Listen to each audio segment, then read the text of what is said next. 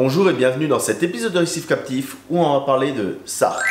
Le réacteur à macroalgues de chez Thunes, ça fait maintenant un certain temps qu'il tourne chez moi. Pourquoi un certain temps? Parce que j'ai pris le temps de tester plein de choses.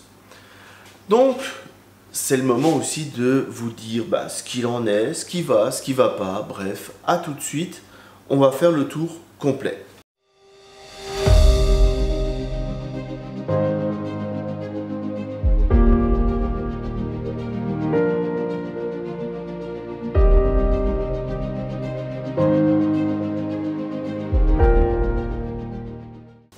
Avant de commencer cette vidéo, n'oubliez pas, lâche un pouce vers le haut, abonne-toi, comme ça tu seras au courant des prochaines vidéos et active la cloche, c'est très important, comme ça si je suis en live, si je sors une vidéo, tu seras tout de suite prévenu.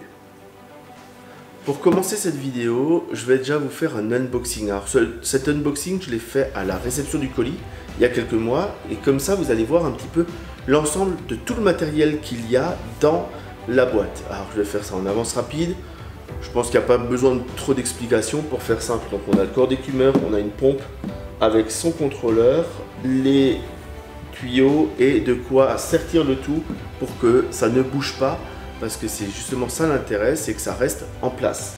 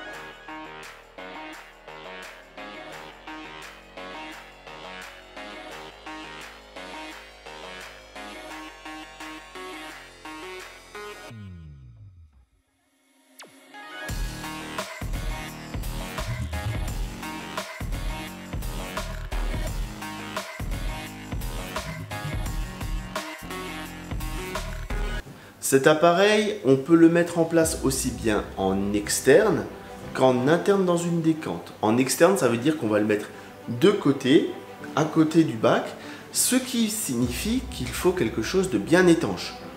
Pour ça, je vous ai fait une démonstration que je vous montre tout de suite où j'ai mis à côté d'un bac le filtre réacteur à Ketomorpha.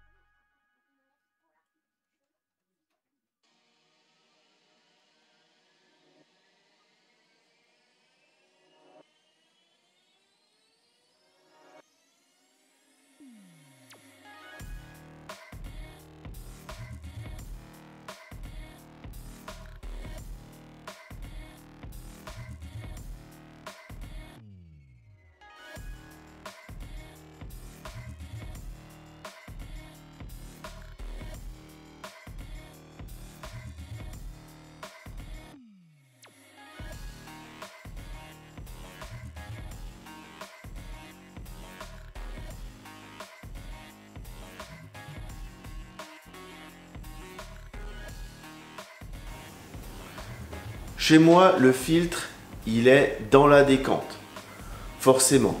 Et là, ce qui est bien dans la décante, c'est qu'on peut l'utiliser sans utiliser les vis. Alors, vu que je l'ai sans les vis, voilà les vis, elles sont là. Le système, il tourne. Et pourquoi est-ce qu'au tout départ, ça ne marchait pas comme je pensais? Eh bien, j'ai contacté Tunes en disant, tiens, c'est bizarre, vous dites qu'on peut, mais en fait, chez moi, il y a un souci. En fait, avec les longueurs de tuyaux qu'ils fournissent, eh bien, au bout d'un moment, avec les différents coudes qu'on met dedans, ou ainsi de suite, ça crée une pression dans le réacteur. Donc, pour que ça fonctionne dans une décante uniquement par le magnétisme du couvercle, et donc qu'on puisse retirer ça, ce qui simplifie vachement le fait de vider la Ketomorpha, eh bien, il suffit de retirer ce qui est en trop en termes de tuyauterie. Donc, j'ai gardé un très long tuyau sur l'alimentation, mais sur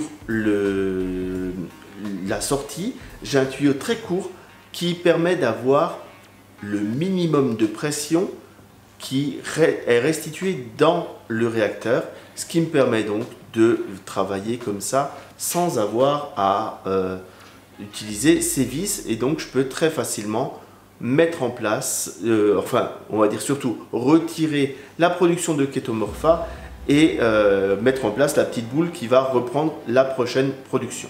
Comme d'habitude avec tous les produits Tunes, je vous invite à lire la doc, elle est super bien faite et elle explique aussi pourquoi ça s'appelle un réacteur à macroalgues.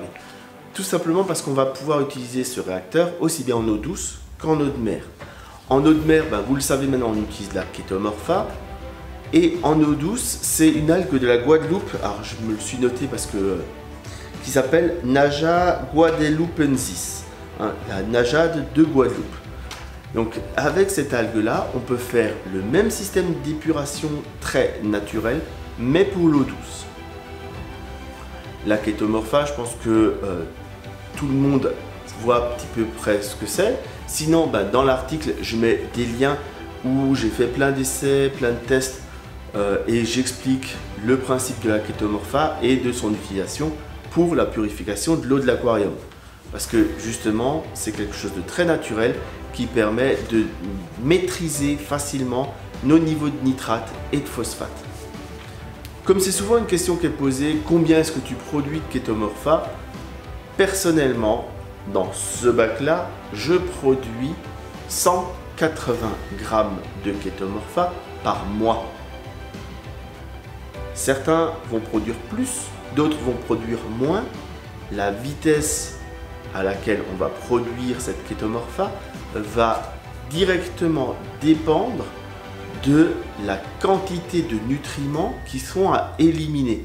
Donc certains vont faire ça peut-être les premières semaines, vont faire 180 grammes la première semaine parce qu'ils sont à des niveaux de nutriments très élevés. Donc là, c'est difficile de donner un indice de performance sur ce type de réacteur en le comparant et ainsi de suite, parce qu'en fait, il y a tellement de facteurs que ce que je peux vous dire, c'est que ça marche plutôt bien et mieux que mon réacteur que j'avais fait maison. Pourquoi mieux? Parce qu'il est beaucoup plus simple en termes de maintenance. Je m'explique. Dans mon réacteur fait maison, le diamètre était comme ça, mais résultat des courses, j'arrivais pas à rentrer la main dedans pour chercher les algues. Donc j'étais obligé d'utiliser des pinces, d'utiliser ce genre de choses.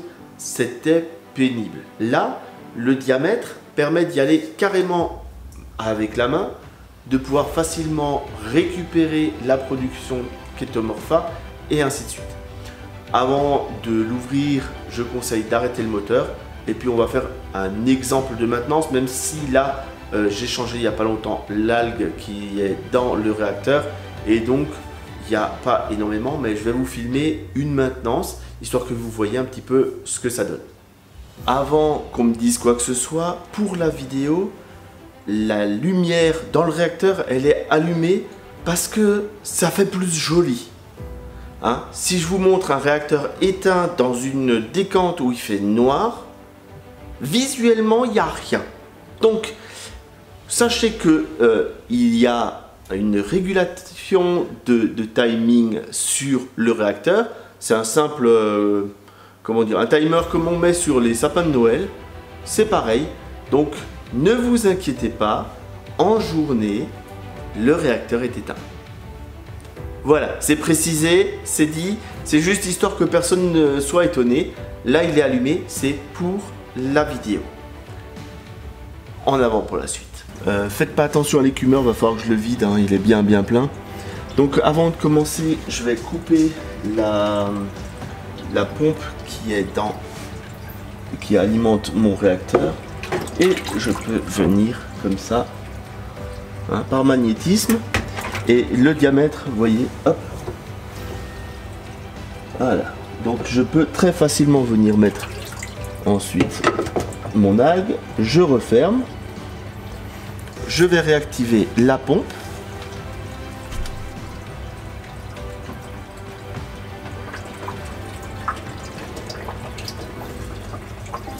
Alors comme je viens de tout bouger, ça tourne pas tout de suite l'algue. Faut un petit peu de temps parfois. Et si vous voyez, il y a un bon débit, mais je peux tourner moins vite. Il suffit que je règle sur le contrôleur de la pompe et j'aurai à ce moment-là moins de débit. Voilà.